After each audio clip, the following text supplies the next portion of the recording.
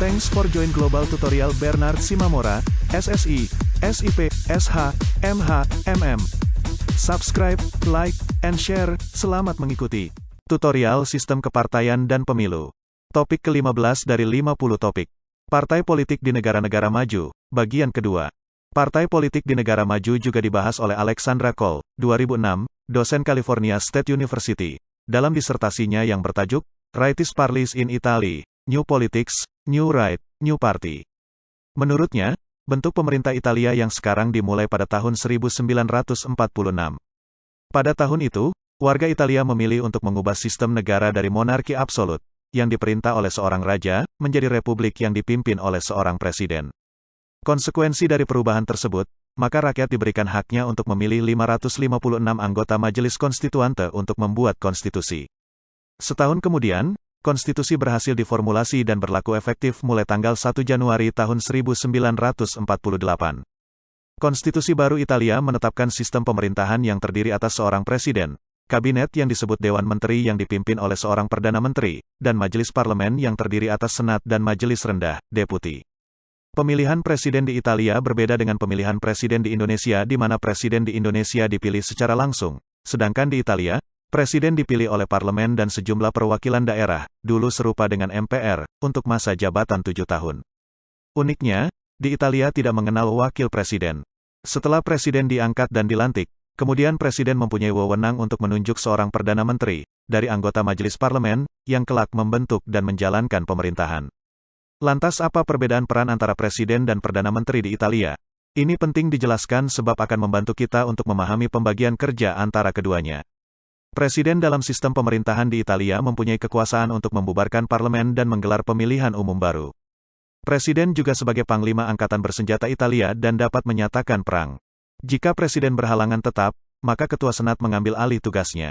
Apabila presiden meninggal, maka pemilihan presiden akan diselenggarakan oleh majelis parlemen yang terdiri dari anggota parlemen dan perwakilan daerah. Sementara itu, Perdana Menteri mengambil peran dalam hal menentukan kebijakan nasional dan menjalankan roda pemerintahan.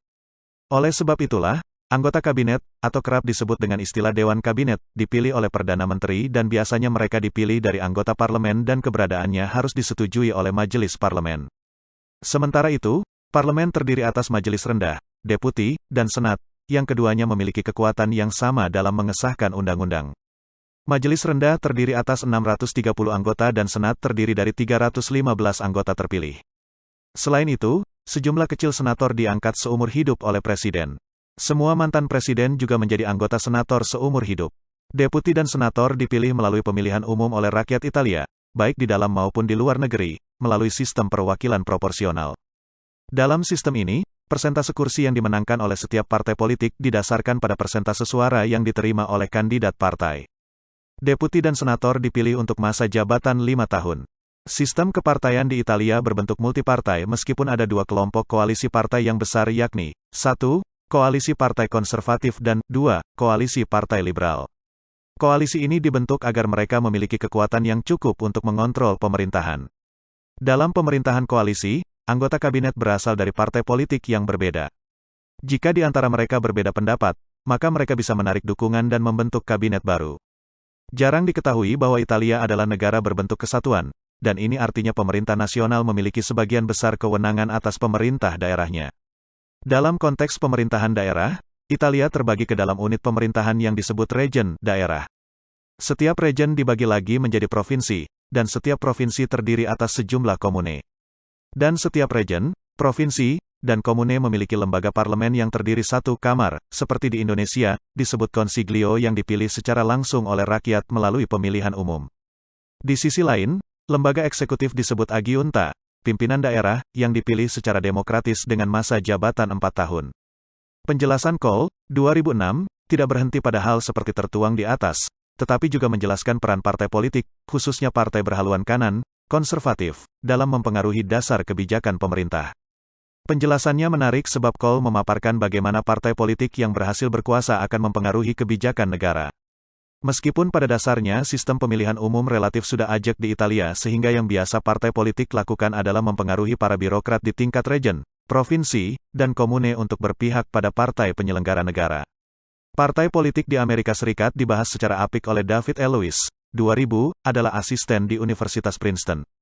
Kajian Lewis perlu menjadi perhatian karena dua sebab. Pertama, peran partai politik yang berusaha mengontrol pemerintah. Maksudnya, partai politik mempunyai tanggung jawab moral untuk menciptakan pemerintah yang mampu merealisasikan tujuan dan kepentingan rakyat. Karena itulah, menurut Lewis, mau tidak mau partai politik yang memenangi pemilihan umum harus berperan besar dalam mengurus dan menjalankan pemerintah. Kedua, partai politik di Amerika Serikat bertanggung jawab mengurusi birokrasi pemerintah supaya keberadaannya dapat memberikan pelayanan yang baik kepada rakyat. Partai politik di Amerika Serikat tidak seperti yang dipahami oleh banyak orang yang mengatakan bahwa Amerika Serikat hanya mempunyai dua partai. Sistem kepartaian di Amerika Serikat adalah multipartai meskipun pada akhirnya akan bermuara pada dua koalisi besar antara Partai Demokrat dan Partai Republik. Kajian partai politik di Amerika Serikat pun turut dielaborasi oleh Daniel J. Galvin, 2006, seorang asisten profesor di Northwestern University, dalam disertasi doktornya yang berjudul Presidential Party Building in the United States, tahun 1953 sampai tahun 2001. Galvin menjelaskan bahwa di Amerika Serikat sejak Presiden Andrew Jackson, partai politik terlibat dalam kepemiluan sehingga menyebabkan netralitas birokrasi tidak wujud di negara tersebut. Hasil analisisnya, menyatakan terdapat tiga hal yang berbahaya apabila birokrasi terlibat dalam kepemiluan. Pertama, munculnya intervensi politik di dalam penempatan jabatan di dalam birokrasi akan merusak sistem yang telah ada karena proses rekrutmen dan penempatan seharusnya didasarkan pada hubungan merit bukan pada kedekatan politis. Kedua, pelibatan penyelenggara negara dalam kepemiluan menyebabkan terjadinya penyalahgunaan kekuasaan atau otoritas seperti adanya bantuan ke partai politik yang menjadi afiliasi politik penguasa. Ketiga, keterlibatan birokrasi dalam kepemiluan menyebabkan terjadinya pemihakan pada partai politik yang sealiran dengan pimpinan birokrasi dimanapun mereka berada. Ini karena birokrasi memiliki otoritas dalam membagi sumber keuangan dan kekuasaan. Terjadinya hal ini merusak keberadaan partai politik sebagai institusi publik yang seharusnya netral. Kajian ini menjelaskan pada kita bahwa partai politik di Amerika Serikat pun turut mempengaruhi penyelenggaraan pemilihan umum melalui birokrasi. Uraian Misgala, 2007. Cole, 2006, dan Galvin, 2006, tentang partai politik di negara maju menunjukkan penemuan yang beragam. Kendati demikian, satu hal yang menjadi benang merah dalam kajian para sarjana tersebut adalah partai politik di negara-negara maju masih juga berupaya untuk mencampuri sistem pemilihan umum, kepemiluan, melalui birokrasi. Apa yang terjadi di negara-negara maju tentunya terjadi juga di negara-negara berkembang, termasuk di Indonesia dengan pelbagai caranya masing-masing. Hal ini terjadi karena partai politik yang memenangi pemilihan umum akan berusaha untuk menguasai dan mengendalikan pemerintah dan juga kebijakan. Melalui kekuasaan inilah partai politik kemudian berusaha untuk memformulasi keputusan politik yang mengarah pada pemenangan politik melalui pemilihan umum.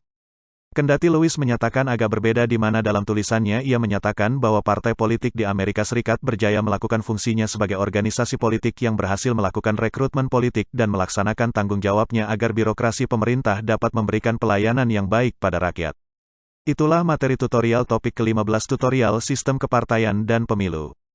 Channel ini akan sangat membantu masyarakat umum dan para mahasiswa yang sedang atau ingin kuliah di perguruan tinggi manapun di Indonesia.